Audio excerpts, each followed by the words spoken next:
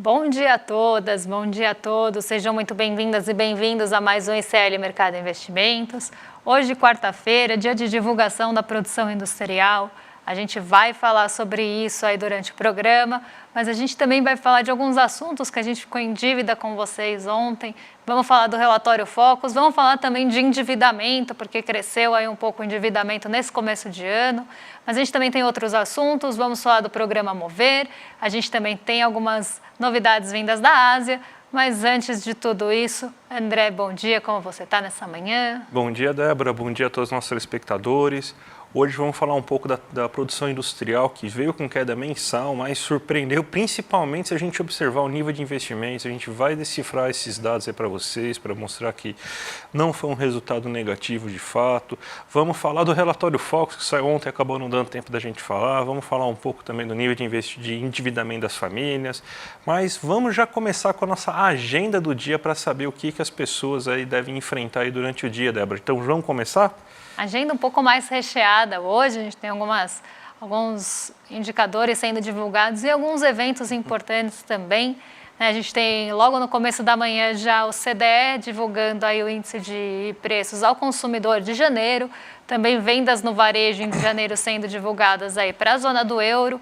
A gente tem aqui no Brasil, a partir das 8h30, já transações correntes e a pesquisa industrial mensal, essa a gente vai passar aí com bastante detalhes para vocês. A gente vai também falar vamos falar aí do que está acontecendo, porque tem uma centralidade hoje no discurso do Jeremy Powell. Ele está participando agora de um evento ali no Congresso americano, vamos pensar assim. E aí a gente vai falar um pouco disso na abertura. Mas a gente ainda tem aqui a produção e venda de veículos de fevereiro aqui no Brasil às 10 da manhã. A gente, lá nos Estados Unidos, já teve a divulgação do relatório de criação de empregos no setor privado. Então, aqui, muito grosseiramente, muito simplificadamente, seria quase como aí o nosso CAGED, porque só mostra ali as vagas do setor privado. Mas a gente também tem o JOLTS, que é um pouco mais abrangente, tem ali o relatório de abertura de vagas no geral. A gente tem o Banco Central do Canadá divulgando decisão de política monetária. Temos estoques no atacado em janeiro, divulgado aí pelo Departamento do Comércio nos Estados Unidos. E aí, como eu falei, a gente tem o Jeremy Powell hoje, agora no horário do almoço, ele já está até dando alguns pronunciamentos, mas a gente tem a apresentação do relatório semestral de política monetária no Congresso hoje, algo que deve ficar muito aí no radar. Temos estoques de petróleo, gasolinas, destilados e taxa de utilização das refinarias na semana até dia 1º de março, então na semana passada. Temos durante a tarde vários dirigentes do FED falando ali nos Estados Unidos, então outro ponto que deve ficar no radar, porque vem logo em sequência aí a participação do Jeremy Powell no Congresso, então isso deve ficar muito em foco. O mercado está ansioso desde a semana passada por essas falas do Powell, então isso deve ganhar um peso um pouco maior. A gente ainda tem índice de commodities Brasil, o ICBR, sendo divulgados aí durante a tarde. Balança comercial mensal também sai às 3 horas. E a gente tem a divulgação do livro bege pelo FED, livro bege que traz algumas expectativas também para a economia dos Estados Unidos, mas esse dado já sai perto do fechamento. Então, o que deve ficar muito aí no radar, deve nortear bastante, tanto trajetórias de treasuries, como também a nossa bolsa aqui, deve ser o discurso, e o que for falado pelo Powell, os discursos dos dirigentes do Banco Central dos Estados Unidos e o movimento asiático, que hoje foi bem misto, mas a gente vai falar daqui a pouquinho. Já aproveitar então, já vamos fazer nosso giro pelo mundo, aquela grande notícia que a gente sempre sugere para vocês, está no nosso site, que mostra o que vocês devem enfrentar hoje, o que pode acontecer, algumas leves previsões, também falando um pouco sobre como a Ásia fechou. Então já vamos partir para a Ásia agora, né, Débora? Então mostra aí para a gente o que aconteceu nos mercados asiáticos de importante hoje. Olha, a gente teve um movimento misto, como eu falei, por lá. Então o continente asiático não seguiu uma direção única. E o que a gente teve aí de principais pontos acontecendo lá na Ásia? O primeiro deles foi aí o mercado chinês, o Xangai Composto. Ele teve uma leve queda, uma queda bem moderada, eu diria, nada aprofundado, porque o mercado recebeu, e eu falei isso ontem, vou reforçar, porque esse sentimento continua bem presente aí no mercado. O mercado recebeu aquela meta de crescimento de 5% ali na China de uma forma muito cética, né? Recebeu ali com muito realmente ceticismo que a China vá conseguir cumprir essa meta, e não só isso, o mercado ficou bastante ali com incertezas, né? Teve um aumento de incertezas ali no mercado, porque a China, apesar de ter falado que vai crescer 5% nesse ano, não detalhou quais estímulos deve tomar. Isso pode até acontecer durante a semana, mas não detalhou aí quais estímulos devem ser tomados para chegar nesse crescimento de 5 anos. Então, o mercado acabou ficando aí bem cético, recebeu essa notícia com pouco entusiasmo. Então, hoje a gente teve ali o Xangai Composto sendo ajustado realmente aí lá na China. Então, uma queda bem moderada ali, até abaixo de 0,30, mas sim em queda. Por outro lado, a gente teve o Hang Seng aí subindo bastante hoje, subiu 1,69 no dia, e ele foi muito impulsionado pelo setor de tecnologia.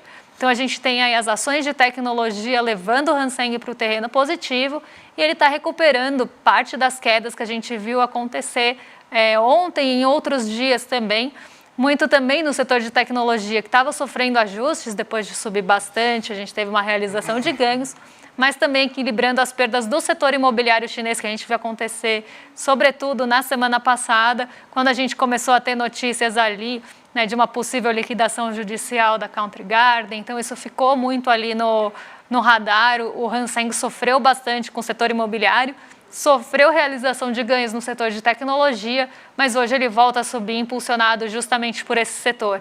E um ponto bem importante, né, porque apesar desse ceticismo, apesar dessa notícia dos estímulos da China não terem sido recebidas ali de uma forma tão animadora, a gente vê que o índice de commodities está subindo hoje. Então, a gente teve dias aí de queda, tanto no preço do petróleo quanto no preço do minério de ferro, mas hoje o índice de commodities sobe, e isso é um dos pontos aí que estão impulsionando o nosso Ibovespa, que a gente também está vendo a alta e a queda do dólar. Mas é assunto para daqui a pouco, quando a gente for falar do giro de mercado, mas aqui a gente já tem um radar do que está acontecendo. Vamos então para o nosso Brasilzão, que teve divulgação importante hoje da produção industrial. A produção industrial caiu 1,6% no mês de fevereiro, mas se a gente for comparar com o mesmo período do ano anterior, ela teve uma alta de 3,6%, ou seja, ela subiu 3,6% do nível de produção industrial do que estava em janeiro do ano passado. Então a gente começou bem melhor esse mês aí de janeiro, o ano de 2024, do que a gente começou 2023. Isso daí fez com que a gente tivesse uma alta acumulada no ano, né? Já que a alta é comparada justamente com os mesmos períodos do ano anterior, então mostra qual que é o aumento de produção a partir do mesmo período do ano anterior.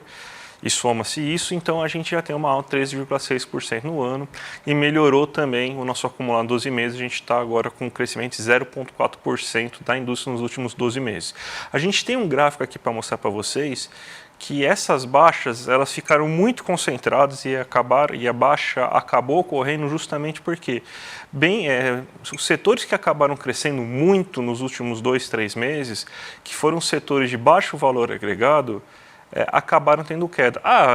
O ponto fora da curva desses setores que tem muito valor agregado e caíram foi a indústria extrativa, que é justamente onde está a Vale do Rio Doce e a Petrobras, e até pelo peso que essas duas empresas têm na economia brasileira, isso fez com que ocasionasse a queda mensal. A gente vê que indústria de alimentos teve queda, indústria têxtil teve queda, indústria de vestuário teve queda, mas nas indústrias que geram maior valor agregado e o mais importante, nas indústrias que a gente consegue observar o nível de investimento da economia, que é a indústria de bens de capital, por exemplo, você teve um crescimento de 5,2%. Então, produziu-se mais máquinas e equipamentos. Isso mostra aí que o nível de investimento industrial finalmente parece ter acelerado. Políticas como Renova, a gente tem também outras políticas, a gente vai falar inclusive um pouco depois de outra política também que deve impulsionar bastante o nível de investimento aqui no Brasil. Então, você tem agora a indústria voltando a investir. Isso aí vai gerar algum fruto no médio e no longo prazo, e o nível de investimento industrial é o mais importante que a gente tem que ver quando a gente está observando aí a indústria, porque é a base de tudo. Sem investimento você não tem. Você vê aí setores que são considerados aqueles setores que são base, que sem esses setores você não tem investimento, cresceram. A metalurgia cresceu 1,9% nesse mês, máquinas e equipamentos também cresceu 6,4%. Então, esses dois setores aí que mostram níveis de investimento, seja produtos que são feitos para produzir mais bens, tiveram esse crescimento. E bens de alto valor agregado finalizados também tiveram bom crescimento. Os bens duráveis, aqueles que você tem, geralmente fazer o financiamento, como carros, eletrodomésticos e tudo mais, cresceu 1,4%. Eletrônicos, alta de 13,4%. Aí são notebooks, tablets e tudo mais, alta de 13,7% nesse mês aí. Você teve veículos subindo 4% e você teve os móveis subindo 3,4%. Então você vê aí que foi um mês que a indústria de alto valor agregado ela respondeu muito bem finalmente. Essa era a indústria que não estava respondendo e que estava tornando nossa indústria tão pequena, tão complicada no último ano. Então esse aí, por mais que você tenha essa queda mensal nesse mês, essa foi uma ótima notícia para o setor industrial aí nesse momento. E a gente falou ontem do PMI industrial, né, que acaba sendo um termômetro ali da nossa produção industrial, do que se esperar, né, para essa pesquisa. Por mais que a gente já esteja vendo, né, o PMI de fevereiro, nesse mês, a gente teve a divulgação de janeiro, isso já estava consolidado no gráfico, inclusive, que a gente apresentou ontem. E a gente tem aí uma aceleração desse PMI, né? Então mostra uma indústria crescendo aqui no Brasil até num ritmo acelerado. E quando a gente pega pontos aí como metalurgia, máquinas e equipamentos, são indicativo que se tem ali, né, uma perspectiva de crescimento, né, da indústria, até porque são ali, né, quando a gente fala principalmente também de bens de capitais, a gente está falando de uma indústria que está produzindo insumos ou bens que vão ser utilizados ali também em outros setores industriais e em outros setores como um todo. Então esse é um indicativo muito bom aí que junto ao PMI, ao índice de gerente de compras, a gente pode ver uma direção positiva na nossa produção industrial. Mas a gente tem um outro ponto para falar com vocês, que é o programa Mover, né, que deve ter aí a sua regulamentação divulgada até o fim de março e pode ser também uma outra forma aí, de estímulo à indústria aqui no Brasil. Não, na verdade não já está estimulando, né? Porque você pega a Toyota, todo mundo, quem tem internet, se não viram, procurem, né? O anúncio do Geraldo Alckmin de roupa de samurai, de roupa japonesa, agradecendo o Goku, o Pikachu, a Sakura, tava lá toda essa arte, né? Para falar que a Toyota vai investir 11 bilhões aqui no Brasil. Você tem que outras indústrias já anunciaram, a BioD, né, Build Your Dreams, que o Elon Musk está com tanto medo, também fez anúncios aí de desenvolvimento de investimentos aqui no Brasil. E espera-se que, no total, toda a indústria automobilística, na tentativa de transformar o pátio industrial brasileiro em um pátio que fabrique tanto carros a combustão fóssil, mas agora também enfoque com carros a produção verde, ou seja, ou combustível, ou biocombustíveis, ou elétricos, que é o foco do programa Mover, é esperado um investimento de 100 bilhões para aqui para o Brasil nesse momento. Já foi anunciado mais de 66 bilhões, ou seja, faltam 34 bilhões aí de investimentos e devem ocorrer aí de grandes empresas. Hoje mesmo, né, o grupo que domina a Fiat, o Jeep Renegade e outras empresas também devem fazer algum anúncio aí de novas rodadas de investimento para aumentar a sua capacidade produtiva e fazer carros elétricos no Brasil. Então, esse programa aí, que é um programa inclusive de transição verde, parece que tem tudo aí para impulsionar e ajudar bastante a nossa indústria, né, Débora? E a indústria aí, né, que gera empregos também mais qualificados, tem ali uma organização trabalhista importante e além de ser um setor urbano bem importante aí para o nosso crescimento e espero que tome a força aí que veio perdendo ao longo dos anos. Mas a gente tem um outro assunto aí para falar com vocês, essa é uma dívida de ontem, porque saiu o relatório Focus com perspectivas aí do mercado. Então vamos ver como o mercado passou aí seu fim de semana e quais as perspectivas, né? O mercado está passando fim de semana bem agradáveis, calmos, está curtindo bem esse fim de semana, porque ele está melhorando semana após semana. o cenário econômico brasileiro. Mesmo com um IPCA 15, que foi considerado alto, e com uma inflação de alimentos vindo acima, está ficando abaixo do esperado pelo mercado. Então, ele está reduzindo cada vez mais a projeção de inflação para esse ano, está em 3,76% agora. Lembrando que a meta desse ano é 3% e o teto da meta é 4,25%, então a gente está bem confortável, segundo a expectativa do mercado em relação a isso. E está crescendo a projeção do PIB, né, que estava há um mês atrás em 1,5%, a gente depois passou para 1,6%, 1,75%, agora já está em 1,77%, um aumento de 0,27 pontos percentuais do PIB somente nesse período. Então, a gente tem então um mercado que cada vez mostra um cenário mais atrativo, cada vez mostra uma economia que deve ficar desacelerada em comparação ao ano anterior, mas melhor do que estava sendo esperado, num movimento muito parecido com o que aconteceu em 2023. Então, é basicamente isso, o mercado revendo para cima suas expectativas e acreditando num ano melhor do que projetado anteriormente, Débora. Vamos falar então do endividamento das famílias aí, né? Que saiu notícia lá no nosso site, inclusive aí, né? Sobre a inadimplência do consumidor, né? Então, o que você tem para falar um pouco sobre isso? A gente teve 2 meses aí de queda dessa inadimplência, a gente teve aí um momento que a gente via, né, não só o endividamento, mas a inadimplência também aí caindo, então a gente veio de 2 meses de queda e agora esses dados foram apontados pela Serasa, né, a gente teve um aumento em janeiro dessa inadimplência, né, e aí a gente tem alguns pontos que a gente tem que pensar quando a gente pensa em inadimplência aqui no Brasil, que eu não canso de frisar, porque a gente tem taxas de juros bem altas, principalmente quando a gente fala de algumas modalidades de crédito que são consideradas aí mais arriscadas, mas não é por isso puramente que essas taxas são altas, mas a gente tem sim uma taxa de juros ali impagável aqui no Brasil em algumas modalidades de crédito. E essas taxas continuam aí presentes, né? Por mais que a gente tenha ali aqueles 90 dias para que se tenha ali a implementação e que comece ali entrar em vigor aquela limitação, principalmente de juros de rotativo, a gente ainda tem taxas muito altas nessas modalidades de crédito e não só nelas. Se a gente olha, por exemplo, parcelamento de cartão, e outras modalidades, a gente tem aí taxas bem abusivas aqui no Brasil sendo cobradas. E isso sim dificulta o pagamento e a gente tem aí esse aumento da inadimplência depois de tanto tempo que a gente teve aí de queda nesse número.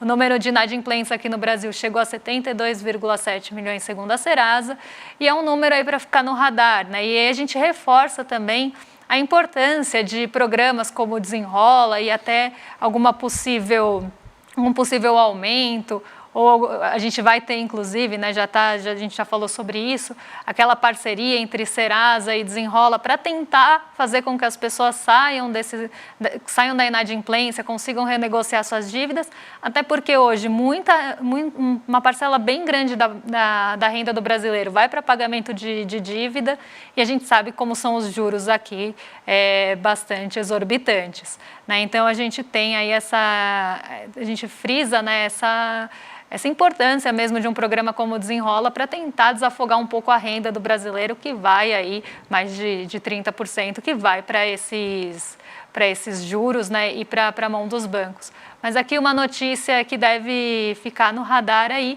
mas uma notícia um pouco mais negativa em relação ao consumidor. Débora, 4 minutinhos para você fazer o nosso giro de mercado. Então, quais são as principais notícias aí da abertura do mercado hoje? Hoje é um dia bem positivo aí para o Ibovespa. O Ibovespa vem se recuperando, pelo menos nessa manhã, aí das quedas, né, dos tombos que tomou nas sessões anteriores. Não foi só eu que caí aí recentemente, mas o Ibovespa também tomou alguns tombos nessas últimas sessões, né? Então a gente vê o nosso Ibovespa hoje subindo 0,70 e a gente tem alguns fatores impulsionando aí o nosso índice para cima.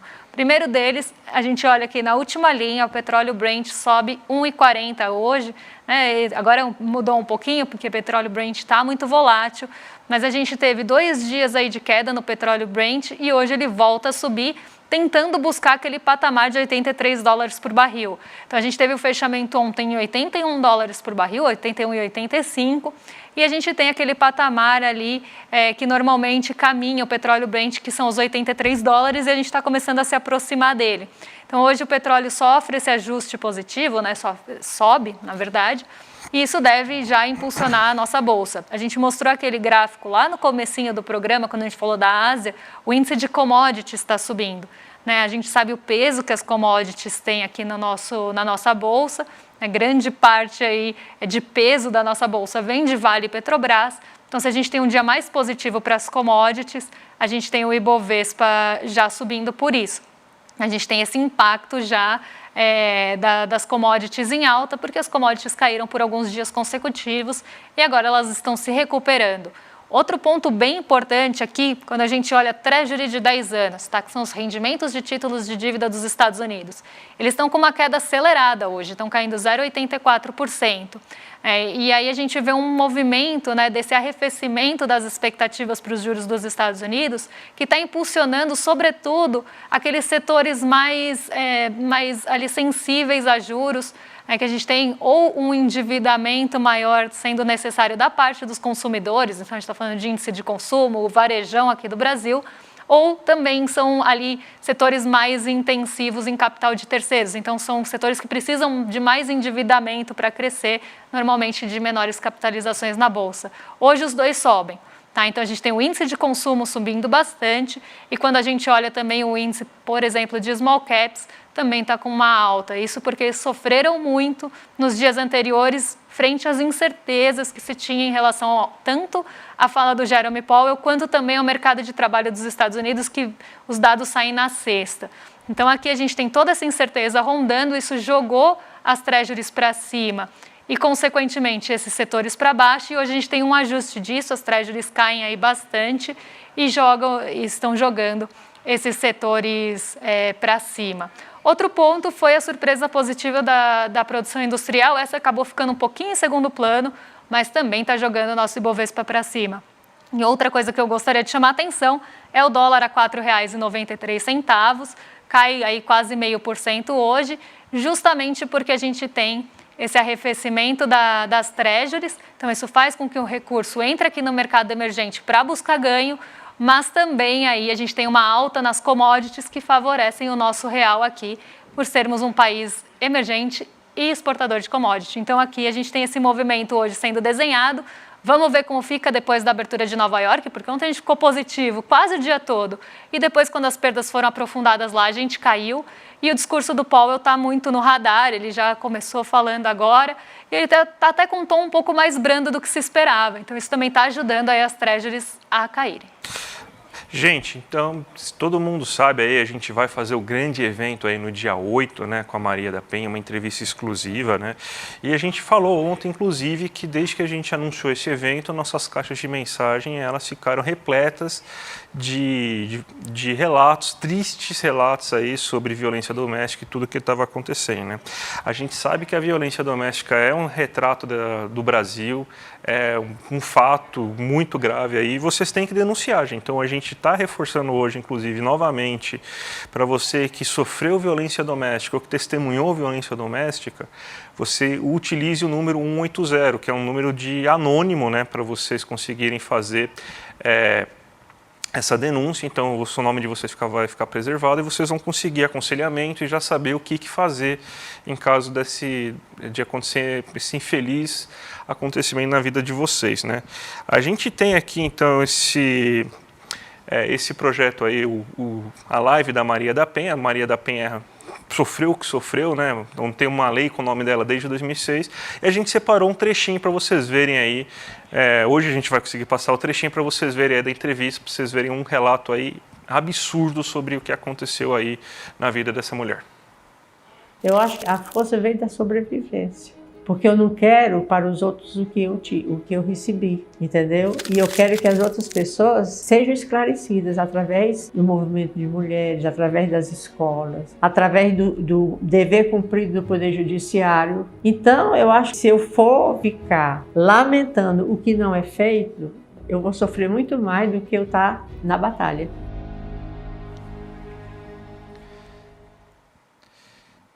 Então, gente, a gente reforça aí para vocês se inscreverem, vocês homens, principalmente homens, porque vocês precisam aprender, eu preciso aprender, e vocês mulheres também, se inscrevam aí no link aí que está aqui embaixo aí, que a gente vai ter a super conversa que vai participar a Márcia Tiburi, Manuela Dávila e a Eliane Alves Cruzes. Então vamos entrar agora para os rolezeiros, então, Débora? Os rolezeiros vão começar agora aí já. Vão, e olha só, hoje eles nem devem estar tão ansiosos assim, porque é 11h29. Então agora vocês ficam com o William De Luca e o Guga Noblar.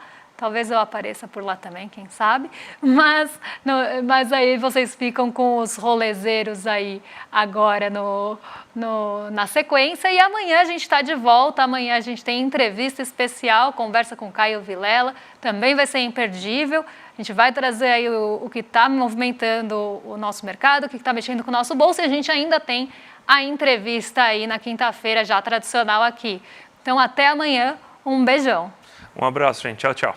Salve! Está chegando o dia do nosso encontro importante com Maria da Penha, essa brasileira símbolo da luta das mulheres contra a violência doméstica. Ela própria, Maria da Penha, vítima da violência de seu marido, que tentou matá-la 2 vezes. Nossa aula vai ser no dia 10 de março, um domingo, às 8 horas da noite, no horário de Brasília. Se você já se inscreveu, não se preocupe, porque você vai receber o link por e-mail. Portanto, verifique a sua caixa de spam, porque o e-mail pode ter caído lá. Não perca este encontro ao vivo e sem replay. Compartilhe e marque os seus amigos nos comentários.